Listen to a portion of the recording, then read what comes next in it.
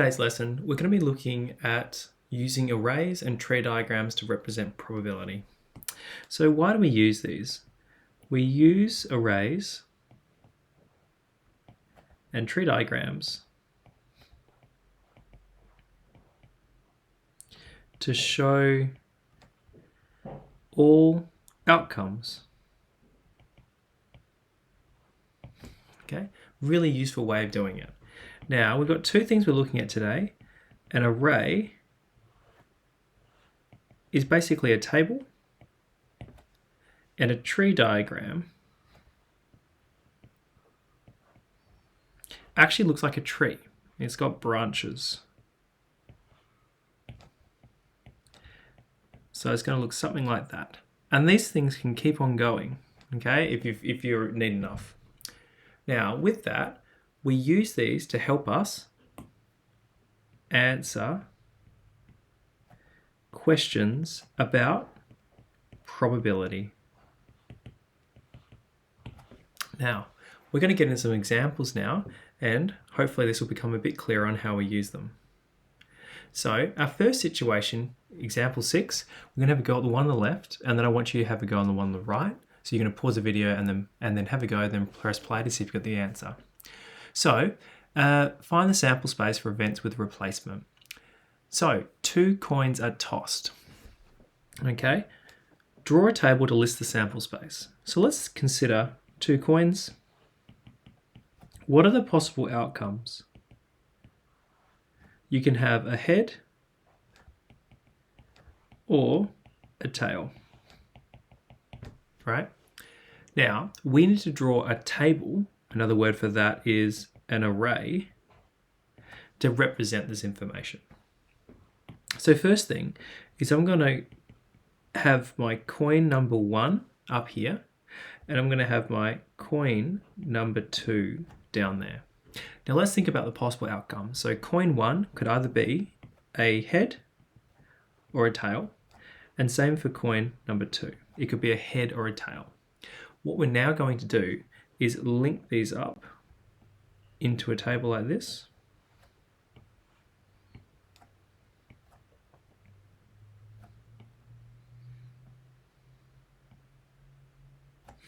Like so.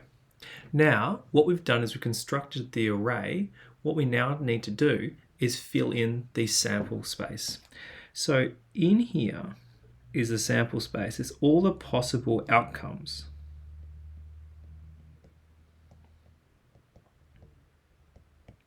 That could pop out. So let's have a look at this first one. I could get a head with my first coin and a head with my second coin. So what does that look like when you're looking down? You've got a head, and you put brackets around it. Okay, now you probably can see where I'm going with this. I might get a tail with my first coin and a head with my second coin. So I'm going to see a tail heads. Next one, a head then a tail, or a tail and a tail. Now this there is called an array, and it shows all the possible outcomes. So it's listing out the possible outcomes are head, head, tail, head, head, tail, or tail, tail. There are 4 possible outcomes, and it's just a way of showing that information nicely. The other way of showing it is something called a tree diagram, and it works like this. First thing, coin number 1. What are the possible outcomes for coin number 1? You could either have a head or a tail, okay? Now, from there, if coin 1 got a head, what could coin 2 get? It could still be either a head or a tail. We repeat the same thing down here, and then we can talk about outcomes. So we can get a head, head, we can get a head, tail, we can get a tail, head, or a tail, tail. So all these here is our sample space, the possible outcomes that could occur. Now with both of these things, we're now going to answer the question. So this is called a tree diagram. So here we go. Find the probability of obtaining a head then a tails. Okay, so getting a head first, then a tails second. So what that means, the first coin you get is a heads, and the second coin you get is a tails. Now we can use both of these tables here. In green, I'm going to highlight this one. Head first, tails second. We can only see one situation. Over here as well, a head first and a tail second. There it is. So we can see that out of a possible 4 outcomes,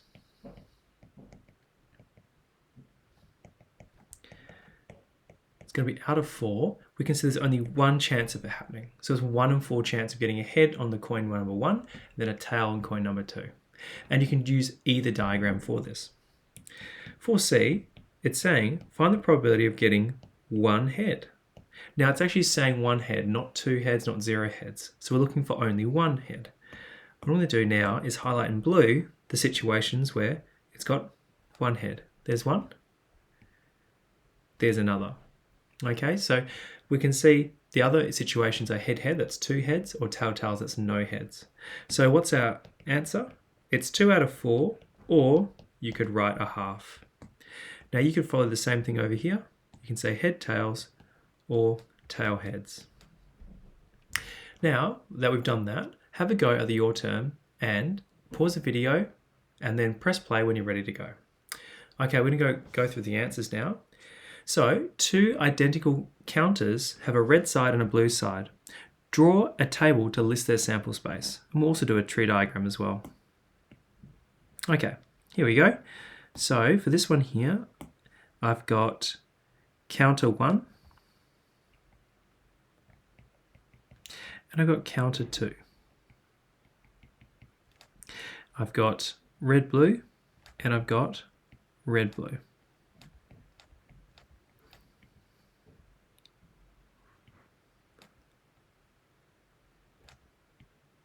Something like that. Then we fill it in red, red,